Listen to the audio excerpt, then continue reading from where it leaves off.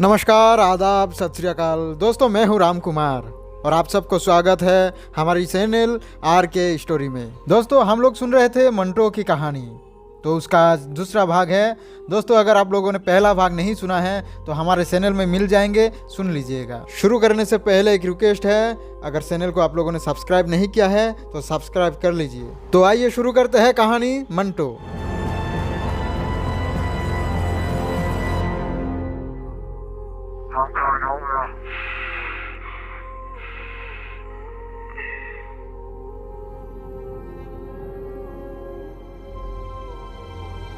दूरबीन ना मिलने के कारण मंटो निराश हो गया और एक पहाड़ी के टीले में जाकर बैठ गया। वो आसमान की ओर देखने लगा। देखते देखते शाम हो गया।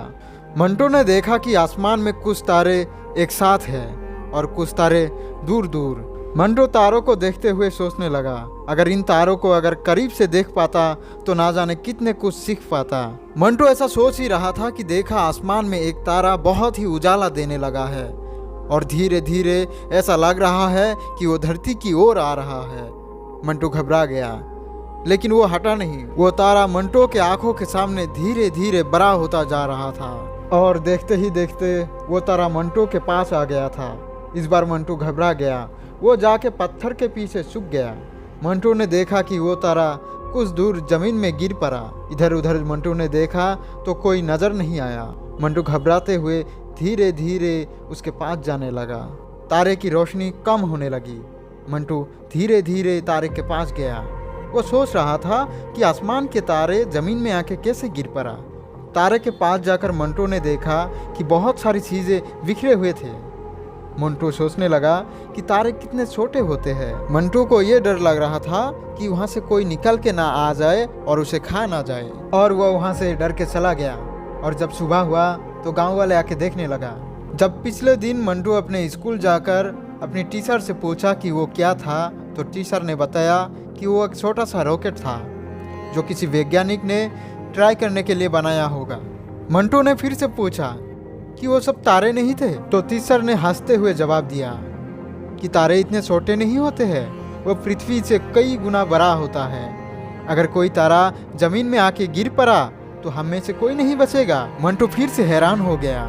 वो सोचने लगा कि तारे तो देखने में इतने छोटे से होते हैं, फिर टीचर ने तारे को पृथ्वी से बड़ा कैसे बोल दिया। मंटो की चेहरे को देखकर टीचर ने समझ लिया और वो मुस्कुराते हुए बोला कि जाते वक्त मुझसे मिल के जाना। टीचर ने मंटो को एक किताब देते हुए बोला कि अगर तुमको आसमान के गहराइयों के बारे में जानना है तो इस किताब को ले जाकर पढ़ो और तुम्हें उन सारे बातों को समझ में आएंगे जो तुम अभी सोच रहे हो। मंटो को आसमान से प्यार था।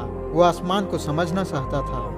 वो बार बार उस किताब को पढ़ने लगा और समझने की कोशिश कर रहा था। मंटो किताब को हाथ में लेकर देखने लगा और सोचने लगा कि इतनी बड़ी किताब।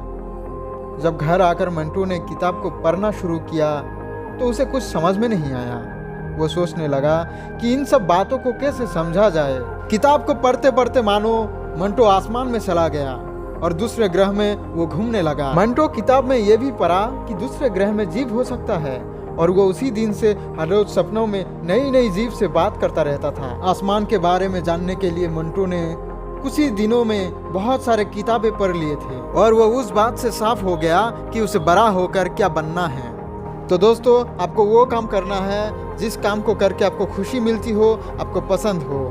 किसी के बोलने से, किसी के कहने से आप अपने पसंद के काम को छोड़ मत दीजिएगा, क्योंकि आपको उसी काम से तरक्की मिलेगी। अगर कोई दूसरा काम कर लिया तो शायद उतनी तरक्की नहीं मिलेगी जितनी आपको आपकी पसंद के काम से मिलती हो। तो दोस्तों, आज के लिए इतना ही। वीडियो कैसी लगी लिखना मत भूलिएगा, लाइक और शेयर ज़रूर कीजिएगा, और हाँ, सबसे ज़रूरी बात, हमारी चैनल को ज़रूर सब्सक्राइब कीजिएगा और जुड़े रहिए मेरे साथ यानी राम कुमार के साथ। और मिलते हैं अगले वीडियो में। तब तक के लिए बाय बाय।